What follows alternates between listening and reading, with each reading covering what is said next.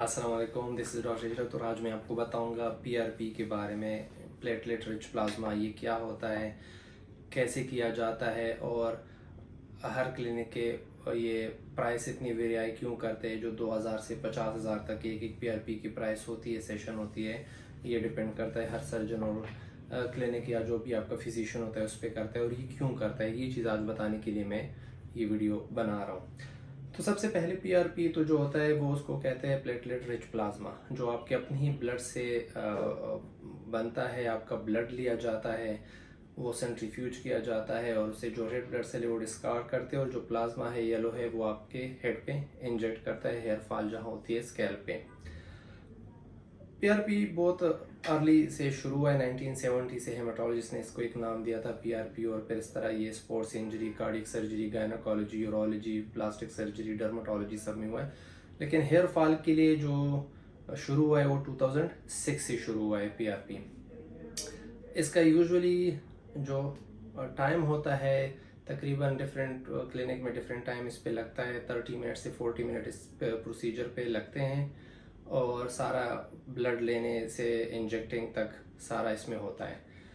तो इसके जो प्राइस वेरिएशन है वो डिपेंड करता है कि कोई फिजिशियन जो है वो कौन सी ट्यूब यूज़ करता है, कौन सी टेक्निक यूज़ करता है, वो सर्जन खुद करता है नहीं करता। तो वो 2000 से लेके 50,000 तक इसलिए वेरी करता है। मैं अपनी बात करूंगा, मैं ना 2000 लेता हूँ ना 50,000, मैं बिल्कुल इसके बीच में होता हूँ। क्योंकि जो हम ट्यूब यूज़ करते हैं वो ये ट्यूब होते हैं, ठीक है। ये बिल्कुल पैकिंग में आते हैं स्टेरिलाइज। ये 2 पेयर हम यूज़ करते हैं, ठीक है। इस 2 पेयर की तकरीबन हमें प्राइस पड़ती है 3500 4000, डिपेंड करता है, वो प्राइसेस वेरी करते हैं, ठीक है। इसके बाद फिर हम ये ग्रोथ फैक्टर जो है सीरम है ये लगाते हैं। इसकी अपनी प्राइस होती है 4000 से लेके 6000 के रेंज में, जिस कंपनी का भी कोई यूज़ करता है। मैंने ये सारे हाइड इसलिए किए क्योंकि मैं किसी कंपनी का एम्बेसडर नहीं हूँ।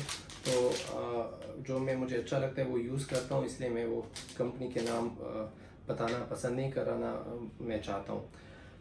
तो ये हो गए ट्यूब्स, ठीक है। ये हो गया ग्रोथ फैक्टर, ये फिर हो गई माइक्रो नीडलिंग, ठीक है। तो ये हमारी पीआरपी होती है, ग्रोथ फैक्टर, आपकी पीआरपी और जो माइक्रो नीडलिंग है। और फिर इसमें ये सिरिंज यूज़ होती है, ये केनोले, ये सारे छोटे छोटे नीडल जिसमें हम बल्ज एरिया में इंजेक्ट करते हैं। क्योंकि इंजेक्शन जो है जहाँ इंजेक्ट करना होता है वो बहुत ज़्यादा ज़रूरी होता है। कुछ लोग ये बड़ी नीडल के साथ इंजेक्ट करते हैं जो उससे डीप पर आगे जाता है, तो फिर कंट्रोल करना मुश्किल होता है। हमारे अपने हर साइज़ की नीडल होते हैं।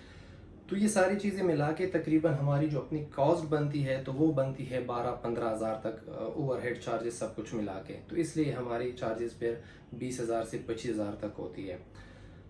अब जो लोग आजकल तो मेडिसिन पे भी सेल लगे होते हैं कि हेयर ट्रांसप्लांट करो 5 पीआरपी फ्री और 3 पीआरपी फ्री और 50,000, मतलब वो डिफरेंट डिफरेंट लोगों के अपनी एक कंसेप्ट होता है। जो मार्केटिंग एक स्टाइल है जो उनके ख्याल में अच्छा है। मेरे ख्याल से मेडिसिन हेल्थ से रिलेटेड जो चीज़ें उस पर ये सेल, ये चीज़ें लगना गलत बात इसलिए कि जब आप सेल लगाते हो, कंपटीशन इस तरह करते हो कि प्राइस गिरा देते हो। एक चीज़ 2000 में कैसे पीआरपी होगी, जो नॉर्मल एक सर्जन की फ़ीस 25-3000 होती है 2500, तो पीआरपी 2000 में कैसे होगी या 3000 में, इस तरह। या जो भी डिफरेंट डिफरेंट प्राइसेस होते हैं।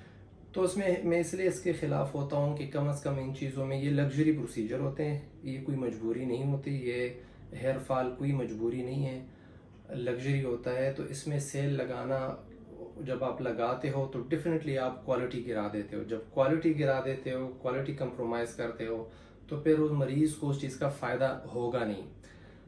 तो कुछ लोग इस इन ट्यूब, ये जो मैंने रखे हैं इन ट्यूबों में करते हैं। ये सारी ये ट्यूब होती है, इसमें करते हैं। जो इसकी अपनी कीमत कोई 50-60 रुपए आती है, तो इसमें अगर करते हैं तो 2-3 हज़ार उसमें, ठीक है। अब इस ट्यूब की खूबियाँ क्या है? खूबियाँ इसमें ये है कि एक तो ये सारे स्टेरिलाइज चीज़ें होती है, ये हम इस तरह से मैं आप लोग के लिए खोल रहा हूँ। ये सारे क्लोज टेक्निक से होते हैं। इसमें होता है एक ये जेल ट्यूब होता है, इसमें ये जेल होती है, ठीक है। एसीडी होती है, एंटीकोगुलेंट डेक्सट्रोज सोल्यूशन होता है जो ब्लड को क्लॉट नहीं होने देता। जो जेल प्लाज्मा और ब्लड को सेपरेट करता है, जो प्लेटलेट को स्टेबलाइज करता है, जो स्पिनिंग के दौरान वो अनस्टेबलाइज स्किन की तरफ जाता है तो ये उसको स्टेबलाइज करता है, तो इसलिए इसके रिजल्ट अच्छे होते हैं। ये फिर इसमें सोडियम सिट्रेट होता है जो एक्टिवेट करता है प्लेटलेट को एक्टिवेशन ऐसी होती है कि वो कैल्शियम आयन चैनल जो है, जो इसकी मेडिकल टर्म्स है, वो एक्टिव हो जाते हैं, तो फिर वो आपने इंजेक्ट करना होता है। तो इसका फ़ायदा ये है इसके मुकाबले में, ठीक है। तो फिर ये सारी चीज़ें मिला के इसका ये होता है, तो इसलिए हमारी कॉस्ट ज़्यादा होती है। और इसमें और कुछ ख़ास चीज़ नहीं है। बाकी पीआरपी के अपने जो फ़ायदे हैं, हेयर फॉल के लिए होता है, डेंसिटी बढ़ाने के लिए होता है, कुछ नए बाल भी इसके साथ ग्रो करते हैं। जो मेडिकली इसके टर्म्स है, ग्रोथ फैक्टर्स जो है वो प्लेटलेट डिराइव ग्रोथ फैक्टर है, TGF बीटा है, वास्कुलर एंडोथेलियल ग्रोथ फैक्टर है, एंडोप्लाज्मिक ग्रोथ फैक्टर है, पेट्रोसाइट ग्रोथ फैक्टर्स है, इंसुलिन लाइक ग्रोथ फैक्टर्स है। तो ये सारे ग्रोथ फैक्टर, ये मेडिकल टर्म्स है, उसके नाम है। फिर जो इसका मैकेनिज्म होता है, ये करता क्या है, ये भी मेडिकल टर्म्स है। तो वो प्रमोट करता है 4 मेन चीज़ों को, प्रोलिफरेशन को करता है, माइग्रेशन करता है, सेल डिफरेंशिएशन और न्यू एंजियोजेनेसिस।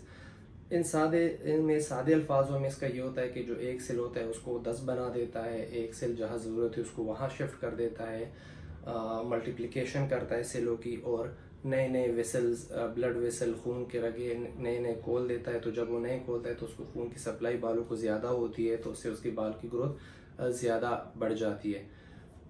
तो सारे फिर ये डिपेंड फिर करता है, हर किसी की अपनी एक टेक्निक होती है, कौन किस लेयर में लगाता है, कौन किस में लगाता है, कौन किस नीडल के साथ करता है, किसी की ये कोई स्टैंडर्ड प्रोटोकॉल कोई भी नहीं है कि यार वो सेंट्रीफ्यूज 10 मिनट के लिए करता है, वो 20 मिनट के लिए करता है, वो 15 मिनट के लिए, वो 5 मिनट के। सबके डिफरेंट होते हैं, सबके डिफरेंट टेक्निक होते हैं, बस रिजल्ट होना चाहिए जो सबके रिजल्ट हो।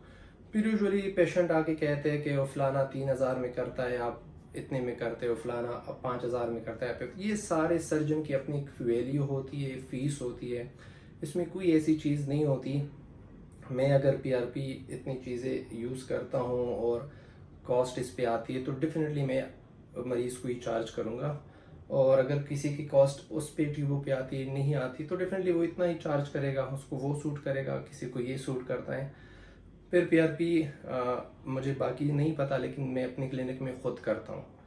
तो ख़ुद जब आपको सर्जन टाइम देता है तो डेफिनेटली वो उसका टाइम भी कीमती होता है, वो उसमें आप सेफ भी होते हो, उसको इंजेक्शन की जगह भी पता होती है कि इंजेक्ट कहाँ करना होता है, बल्जीरिया क्या है, एपिडर्मस क्या है, डर्मल पेपिला क्या है, डर्मस क्या है। तो एक नॉन डॉक्टर को वो चीज़ें पता नहीं हो सकती कि सिर्फ वो आपको दे के कि ये सर में टीके लगा रहा है और वो उसी तरह उस एंगल पे और उसी जगह पे जाके लगा सके। बाकी रिजल्ट है वो उसके भी आ सकते हैं, आपके भी आ सकते हैं, लेकिन मेन डिफरेंस ये है। तो ये मेरी टेक्निक है।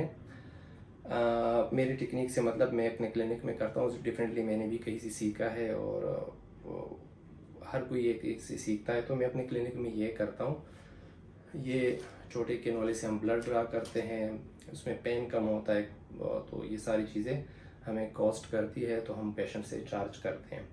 और डिफरेंटली इसके रिज़ल्ट उससे हमारे हिसाब से बहुत बेहतर है, क्योंकि पहले हम वो करते थे, अब पिछले 2-3 सालों से हम ये कर रहे हैं। तो ये एक मेन फ़र्क है जो मैं बताना चाहता था। और बाकी इसमें ऐसा कुछ नहीं है कि मैं आपको बताऊं। टाइम भी बता दिया कि 40-45 मिनट पीआरपी पे लगते हैं। आपसे अपना ब्लड लिया जाता है, वो सेंट्रीफ्यूज किया जाता है, उसमें रेड ब्लड सेल जो होते हैं हम डिस्कार्ड करते हैं, जो प्लाज्मा होता है, येलो ब्लड होता है, प्लेटलेट रिच ब्लड होता है, वो प्लाज्मा होता है, वो आपको स्कैल्प में इंजेक्ट करते हैं। तो कुछ लोग लोकल एनेस्थीसिया लगाते हैं, कुछ नहीं। मैं खुद लोकल एनेस्थीसिया लगाता हूँ पहले। वो पेनफुल होता है क्योंकि उसके बाद ये सारी ये ग्रोथ फैक्टर इंजेक्ट करना होता है, पीआरपी इंजेक्ट करनी होती है, माइक्रो नीडलिंग करनी होती है, तो ये उस पर फिर उसको ज़्यादा कंफर्टेबल होता है, उसको कम पेन होता है।